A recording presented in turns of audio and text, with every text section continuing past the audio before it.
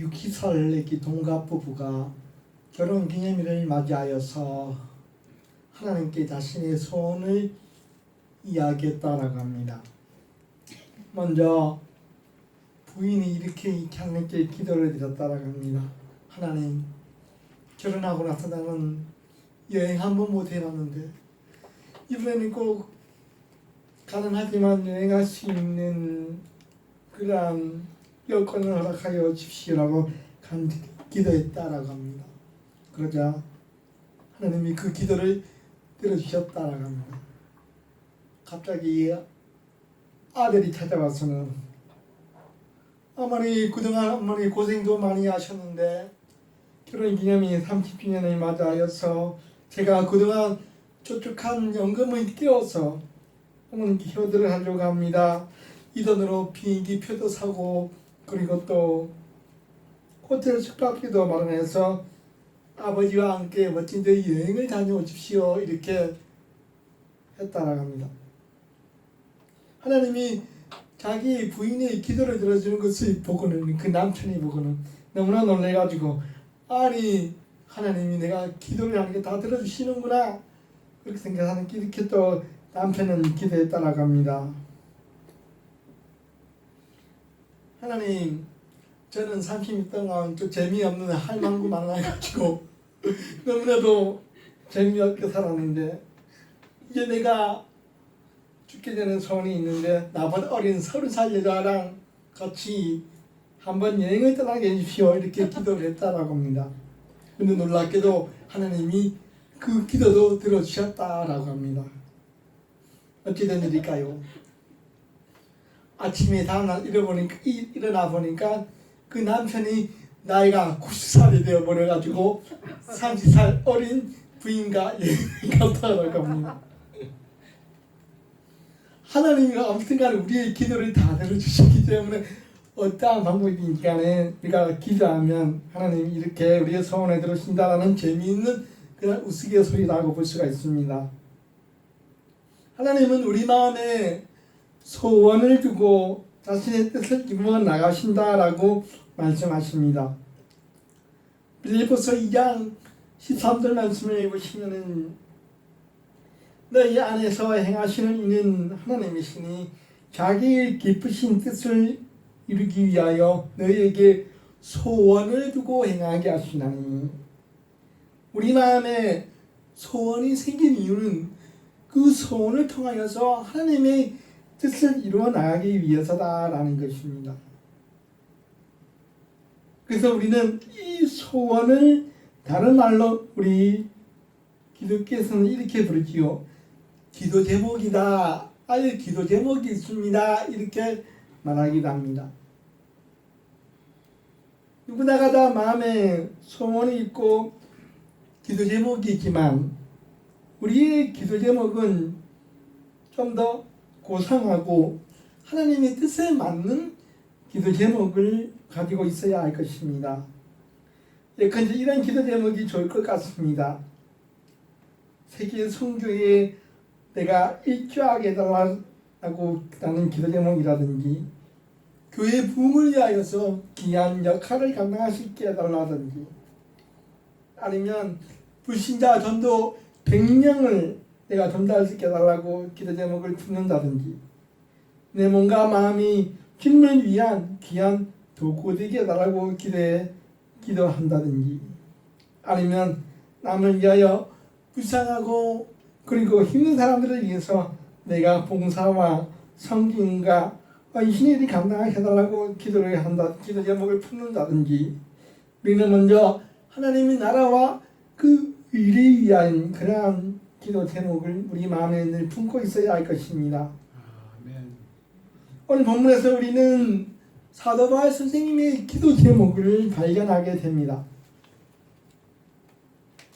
그의 기도 제목은 자신을 위한 기도 제목이 아니라 늘 다른 성도를 위한 그러한 기도 제목을 품고 있었습니다. 15절 말씀 보시면 내가 무릎을 꿇고 비노니 마지막 19절에 보시면은 구하노라. 즉 15절부터 19절까지 말씀은 사도 말씀님이 하나님께 기도하고 있는 기도의 내용이요, 어떤 기도 제목을 가지고 하나님께 기도하고 있는가를 우리에게 잘 보여주고 있는 것입니다. 우리도 이제 2020년도 하반기를 시작하면서 그냥 세월을 보내지 말고 확실한 기도 제목을 딱 가지고 하나님 앞에 나와서 기도해 나가면은 보람된 2020년 하반기가 될 것입니다. 이제 우리는 이 본문을 통하여서 이 본문에 있는 기도 제목이 나의 기도 제목이 되어야지라는 소망을 가지고 우리가 기도 제목을 하나씩 발견해 나가기를 소원해 봅니다. 첫 번째로 우리가 품어야 할 기도 제목은 무엇인가 하면은 우리의 속 사람이 강건해지는 역사가 있기를 기도해야 합니다. 16절 말씀 후반부에 보시면 너희 속 사람을 능력으로 강건하게 하시오며, 너희는 누굽니까? 이 사도 바울이 지금 에베소서라는 편지에 있기 때문에 에베소 교인들을 향하고 있는 것입니다. 또 우리 이 편지에 있는 모든 크리스찬들에게도 해당될 것입니다. 너희 속 사람이 강건하게 되기를 내가 기도한다라는 것입니다. 사람은 속 사람이 있고 겉 사람이 있습니다. 그런데 요즘 사람들은 속 사람에게는 별로 관심이 없지요. 오로지 겉 사람에게만 관심을 가지고 있습니다. 그래서 무슨 몸짱, 얼짱, 피부짱 그렇게 말하면서 그 사람에게 모든 것을 다 투자하고 있는 그런 세대입니다. 몸짱을 만들기 위해서 다이어트도 하고 밥도 거르고 그리고 열심히 운동을 합니다. 얼짱은 얼굴짱이라는 말이 얼짱인데 얼굴이 지구로 멋지고 예쁜 사람을 만들기 위해서 온갖 화장품을 바르고 주사도 맞고 성형수술도 하고 심지어는 뭡니까? 광대뼈와 턱뼈도 깎는다라고 합니다. 더 세련된 모습을 보이기 위해 고급 외제차를 타고 다니고 명품 구두와 핸드백을 온갖 이름이 있는 옷으로 지나가고 입고 다니면서 사람들에게 내 겉모습은 이렇게 멋집니다라고 보여주는 것이 오늘날의 세대라고 볼 수가 있습니다. 이렇게 겉사람을 꾸미고 겉사람을 자랑해서 외모 지상주의로 치닫고 있지만 정작 속사람은 아무도 관심 가지지 않고 텅텅 비어져 가고만 있고 점점 약해져 가고 있습니다. 이번에 생을 마감한 서울시장 역시 겉으로는 얼마나 화려하고 멋진 사람이었습니까? 장차 대통령도 될 수 있는 사람이요, 서울에서는 가장 높은 지위에 앉아 있는 사람이요, 평생 민주화와 정의를 위해서 싸웠던 민주인권 변호사로서 화려한 겉모습으로 시행하고 있는 사람이었습니다. 하지만 속사람은 남이 모르는 고민으로 고민하며 심한 스트레스와 그리고 어려움이 있는 사람이요, 당장 내일이 두렵고 무서워서 오늘 살기가 싫어서 극단적 선택을 할 정도로 그의 속사람은 약해지고 병든 상태였던 것입니다. 사람들은 정작 속사람, 마음과 영혼의 문제는 내팽개치고 자꾸 그 사람만 치중하고 관심을 가지게 되니까 이 세상은 점점 더 병들어가고 피폐해져가고 자신의 인생 역시도 점점 황폐해져 가고 있는 것입니다. 우리도 마찬가지입니다. 우리 성도가 예수를 믿고 신앙생활을 하는 이유는 궁극적으로 영원 구원, 천국의 백성이 되기 위해서라고 말하지만 이 땅에서 살 때도 우리는 우리 속 사람이 강건하고 건강하고 아름답게 되어 살아가기 위해서 우리는 열심히 믿고 있는 것입니다. 그래서 사도 바울 스님은 우리 믿는 신자들에 대해서 이렇게 정의를 내리고 있습니다. 고린도후서 4장 16절 말씀입니다. 그러므로 우리가 낙심하지 아니하노니 우리 겉사람은 날마다 후패져 가나 낡아져 가나 우리 속사람은 날로 새로워지도다. 성도가 누구냐? 사도 바울 스님이 이렇게 정의드립니다. 속사람이 날마다 새로워지는 사람, 그 사람이 바로 성도다라고 정의하고 있습니다. 우리 성도님들도 마찬가지입니다. 무슨 육신의 건강 문제, 물질의 문제, 자녀의 문제, 가정의 문제, 여러 가지 제가 알지 못하는 인생의 무수한 문제로 고민하고 번뇌하고 힘들어 한다 해도 그 문제들로 말미암아 속 사람마저도 연약해지거나 병들거나 후패해서는 안 되는 것입니다. 성도는 속 사람이 강해야 합니다.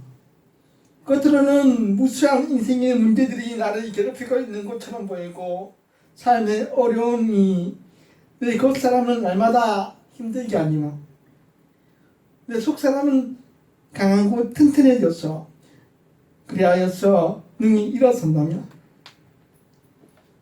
그 사람은 어떠한 문제도 다 이겨내고 다시 일어설 수가 있는 것입니다. 사도 말씀의 첫 번째 기도 제목인 것입니다. 하나님, 우리 성도들, 우리 에베소 교인들이 속사람을 능력으로 강건하게 하옵소서 기도하고 있습니다. 그럼 어떻게 해야 우리 속사람이 강건하게 될 수가 있을까요? 16절 말씀을 다시 보시면 그 비결이 나옵니다. 그의 성령으로 말미암아 너희 속사람을 능력으로 강건하게 하시오며, 성도가 속사람이 강하게 되는 비결이 바로 여기 있습니다. 우리 전성은 다 연약합니다. 속사람은 깨어지시고 싶고 마음은 상하기 쉽습니다. 하지만 성도와 신자의 차이가 무엇이냐? 우리는 성령의 도우심과 하나님의 능력으로 우리 속사람이 강건해질 수 있다라는 것입니다. 내 스스로는 내 속사람이 다 붕괴되고 깨어지고 감당할 수 없을 정도로 연약해집니다. 하지만 그때 우리가 주님께 나아올 때에, 주님의 도움을 구할 때에, 성령을 의지할 때에 성령 하나님께서 우리 속사람을 강건하게 하여 주시며 또한 성령의 능력으로, 하나님의 능력으로 속사람을 굳세게 하여 주신다라고 오늘 16절에서 말씀하고 있습니다. 그럼 우리가 해야 할 일은 무엇일까요? 바로 끊임없이 성령의 도움을 강구하며 구하는 것입니다. 끊임없이 우리는 하나님께 기도하며 찬양하는 것입니다. 성령님, 지금 내 속사람이 여러 인생의 문제로 깨어지고 연약해져 있고 병들어 있으니 성령의 능력으로 강건하게 하여 주시옵소서. 성령의 능력으로 굳세게 하여 주시옵소서. 이렇게 계속 기도해 나가는 것입니다. 이렇게 계속 성령의 도움을 구하고 성령께 간구하다 보면 성령님께서 우리 속 사람을 강하게 하십니다. 굳세게 하여 주시는 것입니다. 우리 한번 따라해 봅시다. 성령의 능력으로 내 속 사람을 강건하게 하옵소서. 이 기도 제목은 우리가 평생 해야 할 기도 제목입니다. 우리의 속 사람이 성령의 능력으로 강건하게 되는 역사가 있기를 축원합니다. 그런데 우리의 기도 제목은 무엇인가 하면 늘 그리스도와 함께 살아가게 해달라는 것입니다.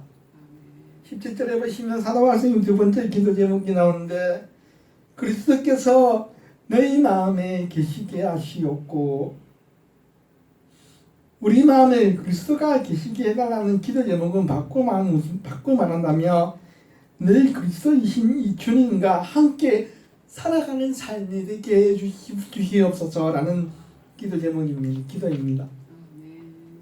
그럼 어떻게 우리가 늘 주님과 살아갈 수 있는 삶이 될 수가 있을까요? 17절 말씀을 다시 보시면 믿음으로 말미암아라고 말씀합니다. 우리가 믿음으로 말미암아 살아가는 것이야말로 바로 주님과 함께 사는 삶인 것입니다. 주님은 우리와 함께 계시며 내 삶에서 내 곁에 계시기를 원하십니다. 근데 그렇게 하기 위해서는 내가 먼저 믿음의 삶을 살아야 하는 것입니다. 오직 의인의 믿음으로 말미암아 살리라라는 로마서 1장 17절 말씀처럼 성도는 믿음으로 살아가야 하는 것이요. 믿음으로 살 때에 주님이 내 안에 계셔서 내가 주님과 함께 살아가는 것입니다. 내 안에 그리스도를 모시고 사는 것입니다. 우리만의 그리스도가 계시다라고 한번 생각해 보십시오. 세상에 못할 일이 무엇이 있겠습니까? 내 마음에 내가 하나님이 나와 함께 하시는데 내가 무서워할 일이 무엇이 있겠습니까? 내 안에 그리스도께서 계시고 하나님이 나와 함께 하시면 나는 이 땅에서 그 어떠한 것도 다 할 수가 있고 그 어떠한 어려움과 고난도 다 이겨낼 수 있는 그런 믿음의 사람이 되는 것입니다. 믿음으로 말미암아 우리 마음에 그리스도께서 늘 계시기를 축원합니다. 세 번째 사도 바울의 기도 제목, 우리의 기도 제목은 무엇인가 하면 뿌리 깊고 타가 굳은 신앙을 달라라고 기도하는 것입니다. 17절 말씀을 반복해 보시면 뿌리가 박히고 타가 굳어졌어 라고 기도합니다. 믿음도 종류가 여러 가지가 있겠지요. 뿌리가 깊이 예수님께 박혀서 뿌리 깊은 신앙이 있는가 하면 뿌리가 아주 얕은 신앙도 있게 마련합니다. 그래서 뿌리가 깊고 타가 굳은 신앙일수록 환난과 핍박과 유혹에도 넘어지지 않고 인내하며 견뎌내지만 뿌리가 얕고 타가 얕은 믿음은 조그만 환난과 핍박에도 금방 넘어지고 쓰러지는 신앙이 되는 것입니다. 그래서 사도 바울님은 기도하고 있습니다. 여러분의 믿음이 뿌리가 깊고 타가 단단한 신앙이 되기를 하나님께 기도합니다 라고 기도하고 있습니다. 이 뿌리 깊은 신앙에도 비결이 있습니다. 17절 말씀을 다시 보시면 사랑 가운데서 뿌리가 박히고 라고 말합니다. 18절 말씀을 끝에 보시면 지식에 넘치는 그리스도의 사랑을 알고 헬라 원문을 보면 그리스도의 사랑을 알 때 뿌리 깊은 신앙이 된다라는 것입니다. 바로 무엇인가 하면 사랑인 것입니다. 내가 하나님의 사랑, 이웃 사랑을 실천할 때에 믿음의 뿌리가 굳세어지고 든든해지고 깊어집니다. 나를 향한 그리스도의 사랑이 얼마나 큰지를 깨달을 때에 뿌리가 깊어집니다. 사랑. 우리가 하나님 사랑, 이웃 사랑을 그 사랑 안에 가할 때에 뿌리가 깊어지고 든든해지는 것입니다. 네 번째로 마지막 사도 바울의 기도 제목은 무엇인가 하면은 충만케 되는 것입니다. 19절 후반부에 보시면 하나님의 모든 충만하신 것으로 너에게 충만하게 하시기를 구하노라, 기도하노라. 충만이라는 단어는 얼마나 좋은지 모릅니다. 권사님은 사랑이 늘 충만한 것 같아요. 지사님은 늘 은혜가 충만한 것 같아요. 이런 말을 듣거나 말하면 얼마나 기분이 좋습니까? 우리 그리스도인들의 최종 마지막 열매는 아마도 충만이 아닐까 싶습니다. 성령 충만, 은혜 충만, 사랑 충만, 기쁨 충만, 평강 충만, 말씀 충만, 기도 충만, 봉사 충만. 충만이라는 뜻은 무엇인가 하면은 가득 차가지고 도저히 찰 수가 없으니까 그러니까요 막 넘쳐 흐르게 되는 것을 충만이다라고 이렇게 말합니다. 충만의 가장 대표적인 말씀으로 에베소서 5장 18절 말씀이 있습니다. 이번 주 우리의 암송 구절입니다. 에베소서 5장 18절 아시는 분은 아실 것입니다. 술 취하지 말라 이는 방탕한 것이니 오직 성령으로 충만함을 받으라. 아멘. 나이가 가장 좋을 때가 아마 18세가 아닐까 싶습니다.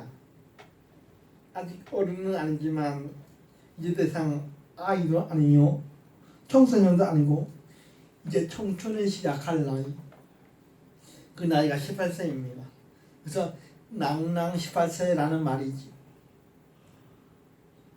이팔 청춘이라는 말도 있습니다. 무슨 의미인가 하면 성령 충만은 우리를 최고의 나이 18세 청춘으로 만들어준다라는. 그래서 18세 에베소서 5장 18절이 나오는 것입니다. 에베소서 18세 정말 좋은 나이다. 뭡니까? 성령으로 충만함을 받으라. 한번 읽어볼까요? 에베소서 5장 18절 말씀 따라합시다. 술 취하지 말라. 이는 방탕한 것이니 오직 성령으로 충만함을 받으라. 이렇게 성령으로 충만함을 받게 될 때에 갈라디아서 5장에 보시면 성령의 9가지 열매가 맺히게 됩니다. 바로 사랑, 희락, 화평, 오래 참음, 자비, 양성, 충성, 온유, 절제가 맺히게 됩니다. 성령이 충만하게 될 때 이런 열매가 맺히게 되는 것입니다. 은혜가 충만하여지면 어떻게 될까요? 아까 제가 말씀드린 충만이라는 것은 가득 차가지고 흘러넘치는 것이 충만이다 그랬죠. 은혜가 충만해지면 어떻게? 은혜가 충만해지면 그 은혜가 옆으로 흘러넘칩니다. 어떻게 될까요? 흘러넘치면 옆에 있는 사람들도 내 은혜의 물을 맛보게 되는 것입니다. 즉 충만이라는 것은 내 혼자만 충만해지는 것이 아니라 그 충만이 흘러 넘쳐가지고 다른 사람들도 그 은혜를 다 적시게 만듭니다. 내가 사랑이 충만해지면 그 사랑의 충만이 흘러넘쳐서 다른 사람을 사랑하게 만듭니다. 내가 기쁨이 충만해지면 그 기쁨이 흘러 넘치면 다른 사람들도 나를 통하여서 기쁘게 되는 것입니다. 그래서 사도 바울이 오늘 마지막 말씀에 19절에 이렇게 기도하고 있는 것입니다. 하나님의 모든 충만함이 너에게 충만하기를 내가 기도합니다 라고 기도하고 있는 것입니다. 그런데 예수님께서는 이 충만의 비결에 대해서 한번 말씀하신 적이 있습니다. 충만이란 뭐냐? 이렇게 예수님이 정의하고 있습니다. 후이 되어 누르고 흔들어 넘치도록 하여 내게 안겨주리라. 이게 충만이다. 어떻게 하면 충만하게 되느냐? 누가복음 6장 38절 말씀입니다. 누가복음 6장 38절 말씀 이렇게 예수님이 말씀하십니다. 주라 그냥 주라 그리하면 너희에게 줄 것이니 곧 후이되어 누르고 흔들어 넘치고 넘치게 하여서 내게 안겨주리라. 누르고 흔들어 넘치는 받는 비결이 무엇이냐? 그냥 주라입니다. 내가 남에게 받으려고 애를 쓰고 내가 하나님께 받으려고 애를 쓴다고 충만해지는 것이 아니라 내가 먼저 남에게 줄 때, 내가 먼저 하나님께 드릴 때에 그때에 하나님은 나에게 충만의 열매를 믿게 해주신다라는 것입니다. 하나님은 누르고 흔들어 넘치도록 주시는 그 충만의 역사를 약속해 주시는 것입니다. 충만의 비결은 받는 것에 있는 것이 아니라 바로 주는 것에 있다라고 주님이 말씀하고 있습니다. 2020년도 하반기 아니 일평생에 우리가 살아가면서 늘 이 기도 제목들을 붙들고 기도하기를 소원해 봅니다. 4가지 기도 제목입니다. 우리가 이 기도 제목을 꼭 속으로 가지고 있어서 이 기도 제목을 놓치지 않고 늘 우리가 기도해야 할 것입니다. 첫 번째는 뭡니까? 성령으로 말미암아 주님의 능력으로 내 속 사람이 강건하게 되게 하여 주옵소서. 두 번째는 믿음으로 말미암아 늘 그리스도와 함께 살아가는 삶 되게 하여 주시옵소서. 세 번째는 뭡니까? 사랑으로 뿌리 깊은 신앙 되게 하여 주옵소서. 네 번째는 내 삶의 충만의 열매가 충만하게 하여 주시옵소서. 이 기도 제목을 가지고 우리도 일평생 이 기도 제목을 붙들고 기도하여서 우리 속사람은 날마다 성령으로 강건해지며 믿음으로 그리스도와 교제하며 뿌리 깊은 신앙이 되고 충만한 열매가 가득한 우리 삶 되시기를 축원합니다. 같이 기도드리겠습니다.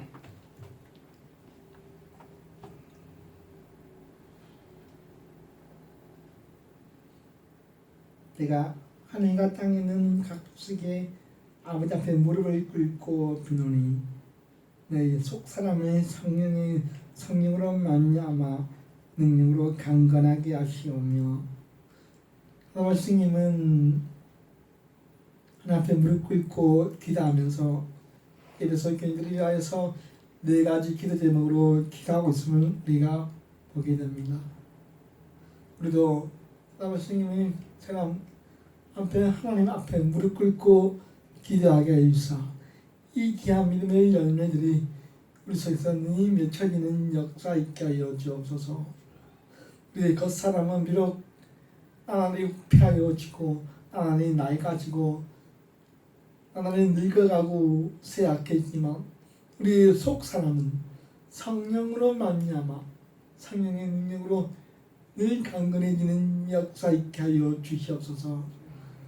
우리 마음의 믿음으로 말미암아 그리스도께서 늘 항상 함께 있어 늘 주님과 동행하는 믿음의 삶 살게 하여 주옵시고 사랑 가운데 뿌리가 깊게 박혀서 흔들리지 않는 굳센 믿음을 소유하게 하여 주옵시고 무엇보다도 마지막으로 하나님의 충만하심으로 충만하여서 모든 충만한 열매가 가득하게 하여 주시옵소서.